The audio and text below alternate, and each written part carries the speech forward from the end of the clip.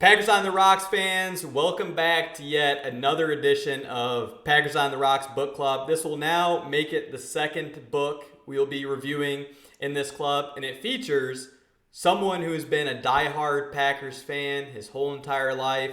He had his dream come true in '99 to come work for the Green Bay Packers, and before that, he was an announcer and broadcaster for the Chicago Bulls, Chicago Cubs, and those hated Chicago Bears during the 90s. He's also somebody, and this will give it away, who coined and made famous the phrase of, "And there is your dagger."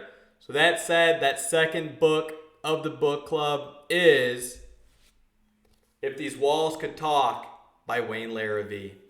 And the reason why I chose this book to follow up Jerry Kramer's Instant Replay is because over the past about 4 or 5 seasons, I've muted the TV broadcast in favor of WTMJ's 620's play-by-play on the radio with Larry McCarron and Wayne Larrivee. Reason I've done that is because we've had so many games on Fox over the years with our announcers being Joe Buck and Troy Aikman. And like other Packers fan, I've grown tired of what seems to be a more biased against the Packers sort of announcing. And they tend to be homers of a particular team that we all know about. And I just feel as though by listening to the radio broadcast, I get a much more intimate way of being able to enjoy the game. So one of the best places for us to start with this book, and I'm sure a lot of Packer fans have questions about it, including myself, was this whole dagger thing. How did it come about? What was the first game he called it in? Has it ever gone against Wayne Larrivee and not worked? Well, this dagger call has really been around for a long time that Wayne Larrivee talked about. It's something that's pretty popular within basketball, where if a team is up by multiple scores late in the game and somebody hits a huge tray ball, they'll call the dagger. So when he called the Bulls games, he heard it there and even used it himself. But then in 2000, and this is just something that came very naturally, in 2000 against the Baltimore Ravens, when the Packers were up by a couple scores heading into the fourth quarter, we added another one to really put the game out of hand. And Wayne Larrivee said, "And there is your dagger." And whether he knew it or not at the time, Packer fans caught on to that. The next week, he didn't give the dagger call, and he got an uproar about it from other Packer fans asking where it went. So it really took momentum and snowballed from there into really what it is today. So the very first game was against the Ravens. It was 2000 or actually 2001. And then other questions you have is, well, what's the earliest that the dagger call came out? It actually happened in 2010 against the Dallas Cowboys in a game where the Packers went up 28-0 at halftime. Nick Collins had a scoop and score to put us up by that big of a margin. Wayne Larrivee called the dagger. It tended to be true. It was a complete demolishing of the Cowboys in that game. So that's the soonest he called it was at halftime. Really the only time that it worked against him is against the Seattle Seahawks in the 2012 Fail Mary game, which you could say it did or didn't work against him because we all know that the refs sort of blew it for that game, those backup referees, and it brought in the real ones thereafter. So yeah, that's a lot about the dagger call. The other things too within this book that are more on like a lesser note that we might not know about is really starting with the 90s and the Ron Wolf era and bringing the Packers back to the way they should be in the glory days. We all know about the 70s and 80s and the demise of the Packers and us being bottom dwellers. Well, after they brought Ron Wolf in and he traded for Brett Favre and he brought in Reggie White, it really did turn the dial for the Green Bay Packers in a complete 180. One thing to make a note about, which I thought was astonishing within this book, we know that Ron Wolf was much more aggressive in free agency and trades, and he wasn't afraid to, if something wasn't going right, to cut ties with the player, or feels as though the past 5 years under Gutekunst and then even Ted Thompson were a little bit reluctant to make those changes. Well, one astonishing stat is that Ron Wolf made 89 trades throughout his tenure as the Packers GM. compared to Ted Thompson, who only made 15. Absolutely insane. And some of those great trades that Ron Wolf made, of course, we all know about his trade for Brett Favre and that first-round pick. But then other ones to mention are Amon Green in 2000 and giving up a 6th-round pick and a cornerback that was a bust. In addition to that, he also traded for Eugene Robinson, a safety who was a big part in the Packers Super Bowl team, along with Keith Jackson, a tight end who had a couple of big postseason runs with the Packers, also a part of that team. In addition to that, he traded for William Henderson, who was really a long-time fullback for the Packers and a big fixture in that great running game that Amon Green was a part of. And then last but not least, Travis Jervey, who was a special team ace and somebody who made the All-Pro and Pro Bowl for the Packers back in '98. So those are a couple of his noteworthy trades that others may not have known about. In addition to that, other things that surprised me within this book was in '99, how when Ray Rhodes took over, which was only for one season, Wayne Larrivee knew in the beginning of training camp that the Packers' era had come to a close, that Holmgren and Favre, 2 back-to-back Super Bowl runs that they have and the bit of a dynasty they were building. He knew in the '99 training camp when he saw Antonio Freeman, who is paid like one of the top receivers in the league, he seemed to be just a step slow. And he knew from there that it was a bit of a new transition and turning of the page for the Packers and a bit of a rebuild at that. In that Ray Rhodes season, they went 8-8. He was let go, like I mentioned, and compared to Holmgren, he wasn't quite as tough on the players. He did lack some discipline, and he is a bit too friendly. I know Matt LaFleur has some of those qualities about him as well, so hopefully he takes a little bit more of an authoritative matter, or even Rich Bisaccia this upcoming season. So that was the '99 season. The next one following, when Ray Rhodes was let go, and also that Ron Wolf had decided to step down, is who's going to be the Packers' new GM. There's a few places that they could look inside as well as outside.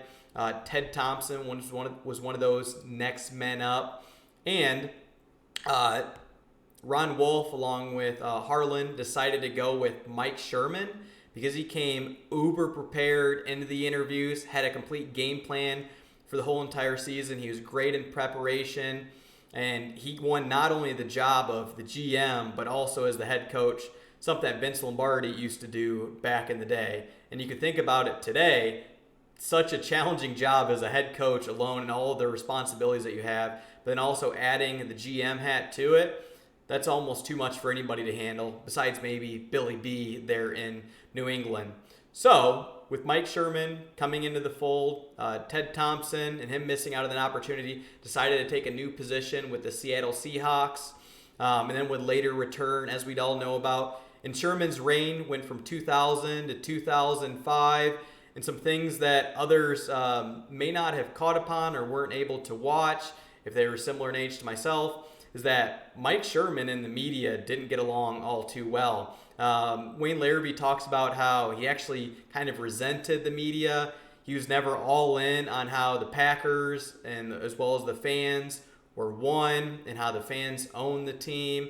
And he definitely had a lot of pushback in his pressers and really gave those media members a tough time compared to those the likes of McCarthy, which we know that he somewhat despised those pressers and interviews as well. But we know how well that Matt LaFleur and the media gets along as of today. And then besides that, during Sherman's reign, him and Wayne Larrivee always had pregame interviews heading into the game. He did mention about how when he had those pregame interviews with Mike McCarthy, they maybe only made edits to those twice.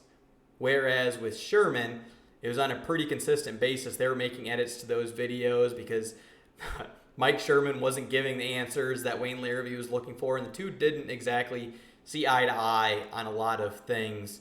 And speaking of more on like the positive side of Mike Sherman, he was a pretty great preparer for those games and always had a very well detailed plan heading into the week, and the reason why they did win a lot of the games from 2000 to 2005 and had a couple of different playoff appearances, including one that they talk about in the book, the one that us Packer fans don't like to think of, that 4th and 26 year, the same one that Brett Favre's dad died. They played against the Eagles in the divisional round. They went up 14-0 early in that game and then gave it away really there towards the end in that 4th and 26 play. The Brett Favre back-breaking interception in overtime. But I thought it was pretty interesting in how Wayne Larrivee knew and even caught wind that at halftime, Mike Sherman knew what he had in the best offensive line in the league, and Amon Green, who rushed for 1,800 yards that season. And he mentioned at halftime to his players that, hey, if it comes down to it and we're in a short yardage situation, whether it's 3rd or 4th and short, we're going for it. And we're going to show the Philadelphia Eagles who has the best offensive line in the league and that we're going to win in the trenches, that I'm not afraid to be able to put my money where my mouth is with that. So he mentioned that in halftime, but then it came down to the final 2 minutes in the game. There was a 4th and 1 short yardage situation that was in the Eagles' territory, and Mike Sherman, unlike he said at halftime, decided to punt the ball away to the Eagles, and we all know about that 4th and 26 play. So contradicting his words there and not following through by going for it and handing the ball off to Amon Green and being behind William Henderson and Chad Clifton and Mike Wall, Mike Flanagan, Mark Rivera, and even Mark Tosher. Gives me chills just thinking back to that, how great of an offensive line we had there. And then in addition to that, speaking on more like the GM side with Mike Sherman that not a lot of people talk about, is how he really undervalued the opinions of, which is one of the best front offices and even scout teams that you could possibly ever come across. He undervalued and undermined the likes of John Schneider, who is the GM for the Seahawks. He was a part of the Packers at the time. Also, Reggie McKenzie, who was the GM for the Raiders. And you probably wonder why we send so many players over the Raiders over the years. Well, that's the reason why. Also, John Dorsey, who helped turn around that Browns team and drafted Baker. We know how his career sort of has shaken out. But he undermined and undervalued those when it came to the draft room, along with Brian Gutekunst was also a scout brought in 98 at the time. So Sherman always decided to override them and went against the true Packers philosophy of best available player, and instead went for need on many of times and didn't always pan out, i.e. Ahmad Carroll and Joe Thomas and a number of other draft picks at that. And then on like the free agent side, where things didn't quite pan out for Mike Sherman, is bringing in the likes of somebody of a Joe Johnson, who we brought over from the New Orleans Saints. He had a great year of 12 sacks, the one before we brought him on. And he only had not one, but only 2 sacks during his 2 seasons as a Green Bay Packer. Complete bust during that time. Outside of that, it brings us to 2005, where Ted Thompson makes his way back to Green Bay. He's hired as the GM. They realize that Mike Sherman isn't quite cut out to handle both of those 2 positions. And Mike Sherman he did decide to stay on as a head coach for that next season, but him and Ted Thompson never quite saw eye to eye, never really got along. And next year, Mike Sherman was out the door after a 4-12 season. We went on to draft A.J. Hawk in the draft. Nice little shout out to him. And so that brings up the 2006 season where Mike McCarthy comes in. And I thought this shows just how small a world and the connected relationships within the NFL. Mike Sherman got his start post-college with none other than Paul Hackett, who is Nathaniel Hackett's dad at the University of Pittsburgh, where Mike McCarthy is from. He also worked with the likes of John Gruden as well as Marvin Lewis at the time. And then Paul Hackett decided to leave for Kansas City. He loved what Mike McCarthy was about and decided to bring him there, who he coached that great quarterback, some guy named Joe Montana. And then he went on to the Packers as a QB coach. In 99, stayed there for a year, then went to New Orleans a year after, and he was voted as the best assistant in 2002 with the #1 passing offense in the league. And then we all know about how Mike McCarthy then went on to San Francisco. They decided to draft Alex Smith over Aaron Rodgers, and history writes itself from there.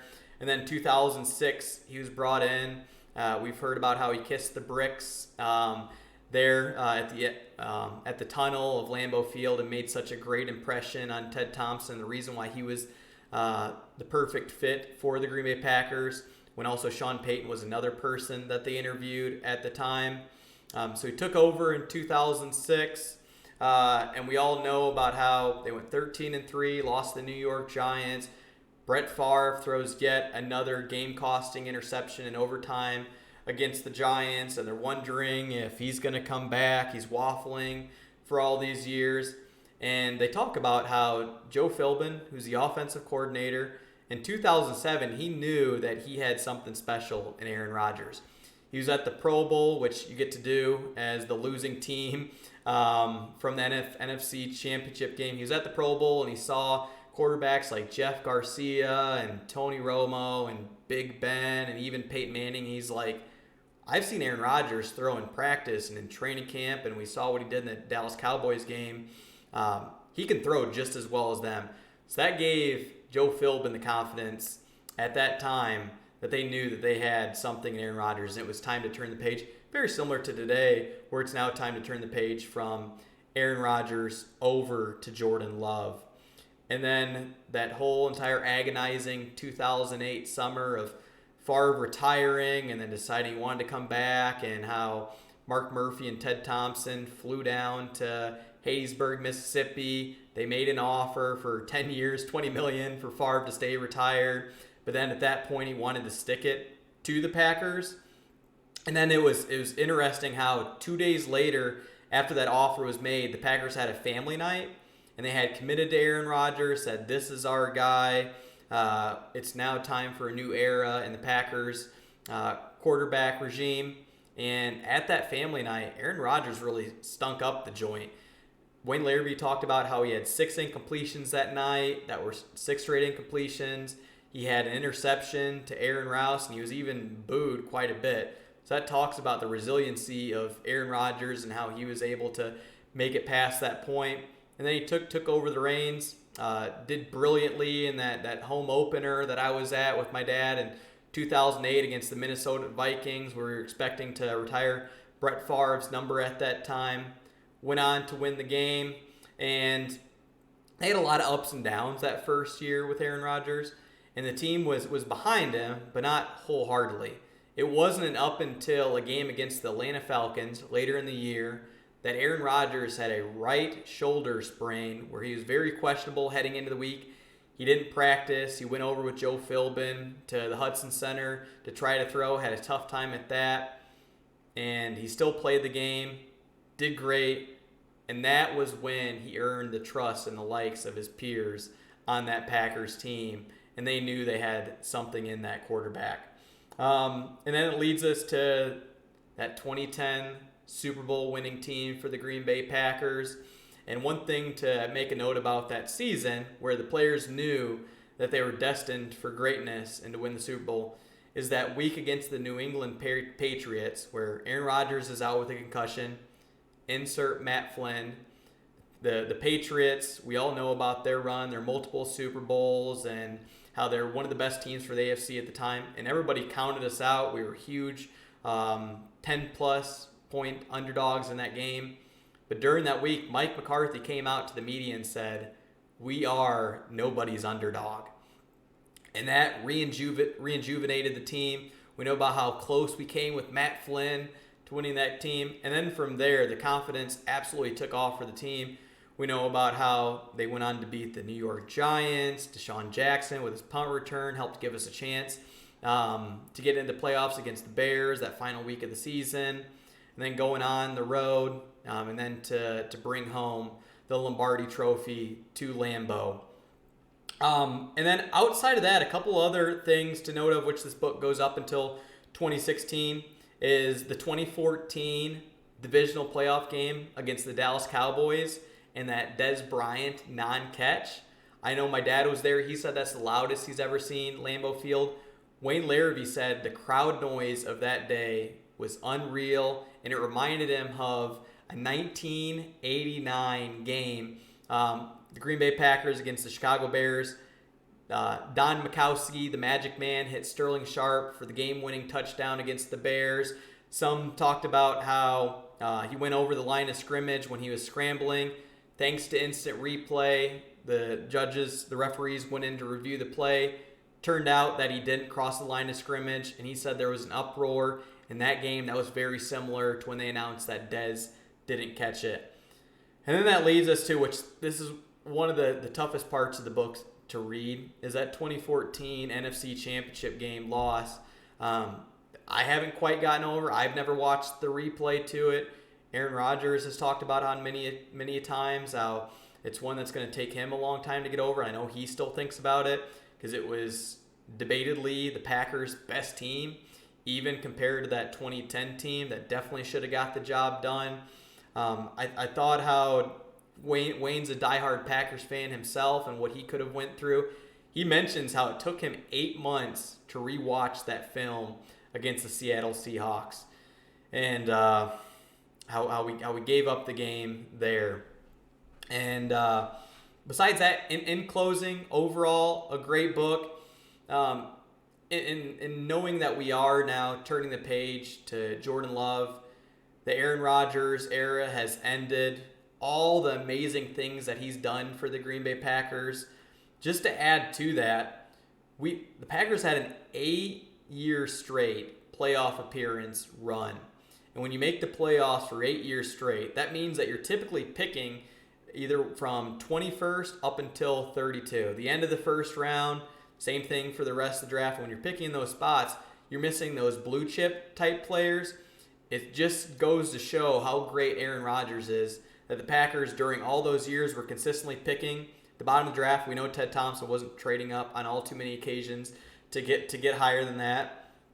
Also, how Ted Thompson during his reign as the Packers GM wasn't all too active in free agency. And then also, it's really a ton of kudos to the sustained success of the coaching staff along with the front office, that we committed to a draft and develop philosophy. We didn't go out and make a ton of trades for Aaron, and just how much he was able to put the team on his back during those years that our defense gave up so many points. Yes, he had a wide receiver corpse at the time to throw to, but absolutely hats off to Aaron Rodgers from those years of really 2011 up until 2017, and how much he was able to do with going through that draft and develop sort of mindset. So that said, Wayne Larrivee, hopefully you're able to catch some of this book review. Let me know your thoughts in the comments section, or for those that have read the book and maybe there's some things that they thought was very interesting that I missed out on.